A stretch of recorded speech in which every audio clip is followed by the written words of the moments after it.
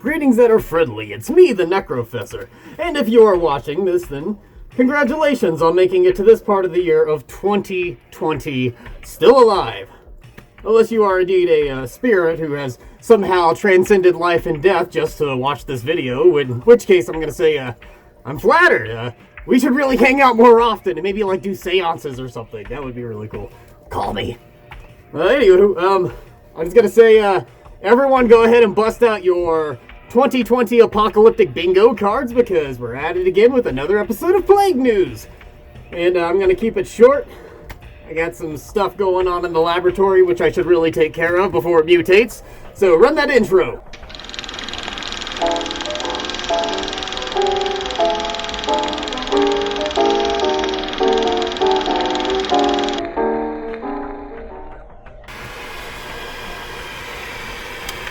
Gotta defog my lenses. Made my ventilation system stop working. Okie dokie choke me. Now, our plague-riddled population continues to baffle me with the continuing debate on the merits of wearing a mask during this vicious outbreak. Whether or not mask wearing has proven effective and how long before people just start ripping each other's faces off, because we haven't tried that yet. So, really, we're just waiting to get really frustrated until somebody figures it out. For instance, a few days ago over in the UK, there was a large anti-masker protest which had arisen. And when I say anti-masker, that's kind of how it's being framed in a sense, but it's more of a, we can't trust our authoritarian figures because they keep feeding us false information, so can we trust medical knowledge? Blah, blah, blah. Hey, this one is stemmed out of mutual citizen unrest. And stuck with a big heaping dose of misinformation, created the perfect fermenting pile of opinions, which is on display in this clip.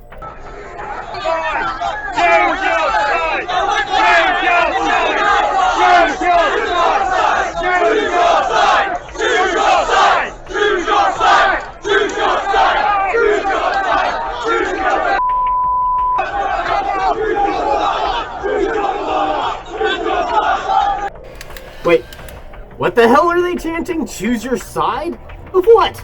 Dipshits who are inconvenienced versus people who are trying to heed global medical advice and wearing a mask to help flatten the curve? Remember the curve? Oh, the curve! I remember the curve! Yeah, we're supposed to be fucking flattening it! Are there anybody out there now who is carrying an unborn child? Raise your hands! Let's give these pregnant girls a shot! I know when she says, let's give these pregnant girls a shot, I'm pretty sure she isn't referring to a vaccine because, well, you know. Anyway, I'm just gonna chalk that up with a little bit of a poor choice of wording. If you're wondering whether or not you should be wearing a mask, of course you should! Why have you even made it to this part of the video if you're wondering that? Wearing a mask is a good thing. A mask helps keep you safe. Why? Because my mask helps keep you safe. And your mask helps keep me safe. Look, why are we this deep into this year and still somehow having to explain this?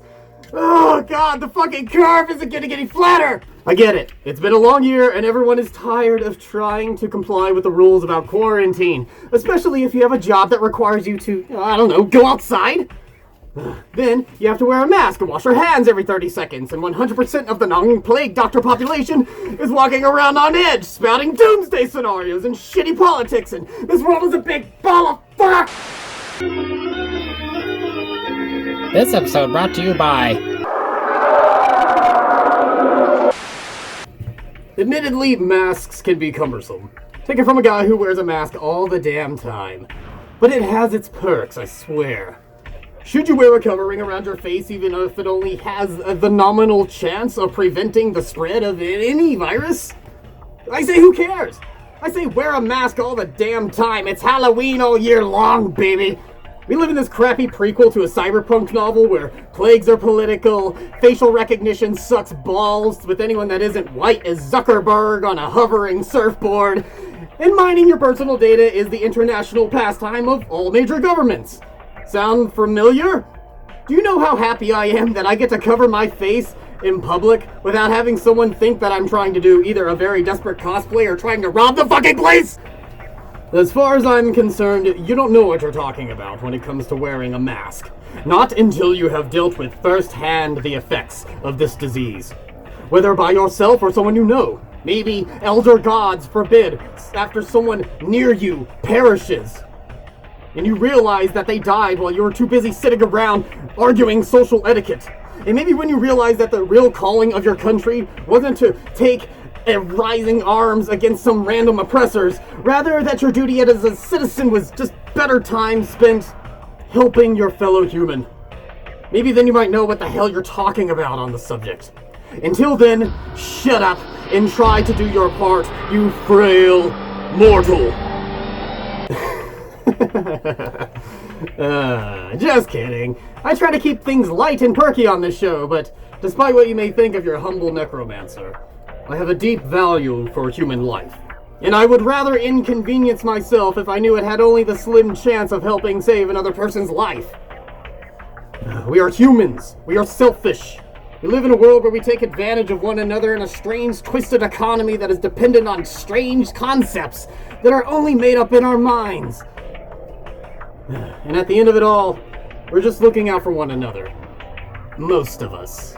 We can't do everything to protect everyone, but you can do just a few things to help improve the livelihood of someone you may not even know. Cool concept, right? But sometimes people don't want to listen, and you gotta get creative. And Indonesia is at it again with those innovative ways to get people to comply with their mask-wearing laws. As Indonesian police had tasked 8 people who refused to wear masks to dig graves in an attempt to build empathy with the dead and understand the severity of the disease. Experts say that it's made it harder for authorities to stop the spread of COVID-19. It's infected nearly 230,000 people and killed more than 9,000 in Indonesia. Local officials there are able to decide how to punish people for breaking the rules. And in this particular area, the district leader said those caught not wearing a mask can either accept a fine or social punishment. He hopes that options like grave digging will show, quote, firsthand the real and serious effect of COVID-19. Oh yeah, do you remember Corona Cop? That crazy headpiece that authorities would use to remind people to practice social quarantine? It was also from Indonesia. I gotta say, I admire those Indonesian style. Also, can I dig some graves too? I mean, I'll wear the mask either way. But, I have a science project I'm working on. Okay, back in America land, and the final bit of news I want to hit on for the day. I wanted to throw this onto the pile before October arrived. And this is concerning everyone's favorite holiday, Halloween. But how are we going to celebrate in a safe and non-infectious way? You may be gurgling from the cracks of the cellar door. Well, I recommend checking out Halloween2020.org, where you'll find some tasty nuggets for you to chew on. The Harvard Global Health Institute has partnered with the Halloween and Costumes Association, a very important organization I've never heard of, to make the grimoire of tips and approaches to celebrate the Hallow times safely with your young ghouls. There's a color-coded map. Hold up. Okay. There's a color-coded disease map, which is pretty cool, and it breaks up the infection of levels according to location. So if you are in a green zone, good news, you can do things like gather around people in costume, whereas if you are in a red zone, you would indeed benefit from things like online meetups and movies, where social distancing is more advised.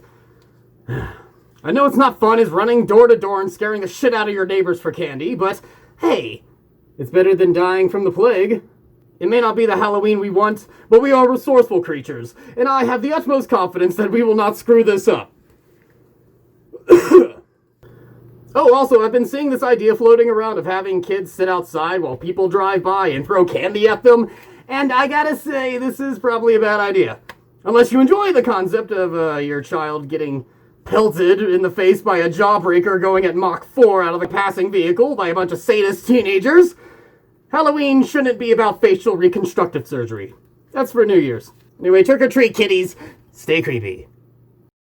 Also, the Plague Squad is the best. I love the Plague Squad. What is the Plague Squad, you may ask? Well, if you go to patreon.com/PlagueLife, you will find out. Unleash the mind, which is inside of your skull, waiting to hatch.